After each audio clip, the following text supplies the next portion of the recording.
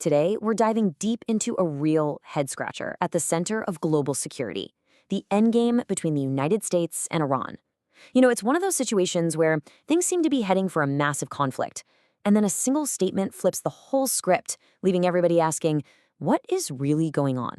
So what happens when a war is declared close to over while the military is still on high alert? And there it is. That's the statement that sent shockwaves through the diplomatic world. In a recent interview, then-President Donald Trump called the conflict with Iran very close to over. Now, you can imagine the confusion, right? With warships in the Gulf and tensions at an absolute boiling point, what could he possibly mean by over? So let's break this down. How can a conflict be close to over when pretty much every action on the ground seems to suggest the exact opposite? To really get this, we've got to look past the headline and dig into the why behind the president's words. Okay, so this comment came up when a reporter asked him why he was talking about the war in the past tense. His answer was super interesting. He didn't say it is over, but that he views it as very close to over. Now, that's a subtle difference, but it's absolutely crucial.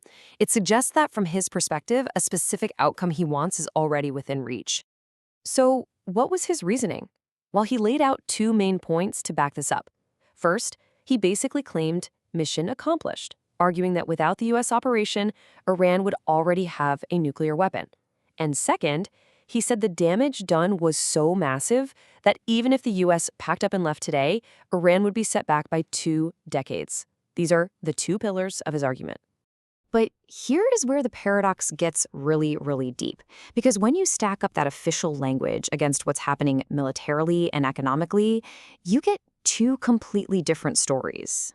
On one side, you have the official line, it's close to over. But on the other, the president himself admitted the U.S. operation was not finished. And, actions speak louder than words. At the very same time, the U.S. military put a full naval blockade in place, and reports came out that trade by sea in and out of Iran had ground to a complete halt. So while the words sound like de-escalation, the pressure was actually being cranked up. Okay, so if the talk is about winding down but the actions are about squeezing harder, what's the goal? Well, that brings us to the potential diplomatic endgame that might just explain all of this. It's something called the grand bargain. This is the key question, isn't it? If you're tightening the screws with a blockade, you're usually trying to force somebody to the negotiating table. But what would that negotiation even look like?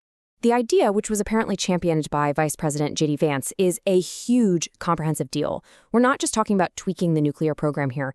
The U.S. is proposing a fundamental trade-off.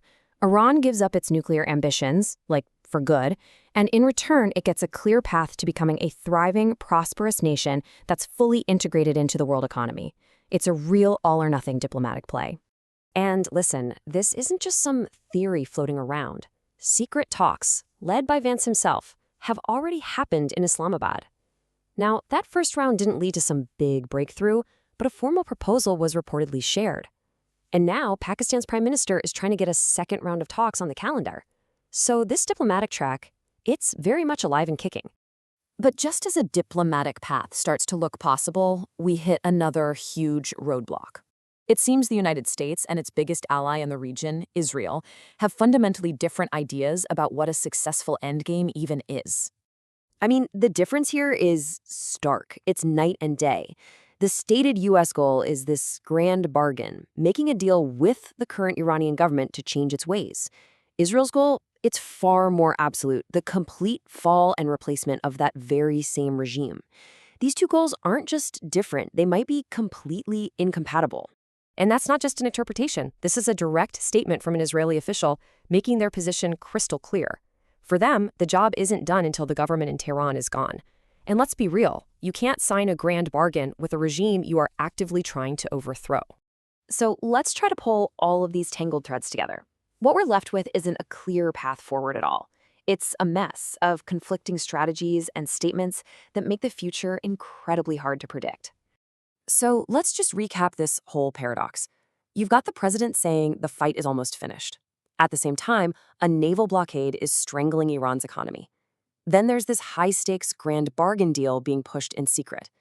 And to top it all off, America's closest ally in the region wants a totally different outcome, regime change. Every single one of these things pulls the situation in a different direction. And that leaves us with a critical, unanswered question. When the words point to peace, the actions point to war, and your allies are pointing in another direction entirely, what is the real endgame? Is it a negotiated peace, a forced collapse, or just this unstable limbo that could catch fire at any moment? That is the unwritten and incredibly consequential final chapter.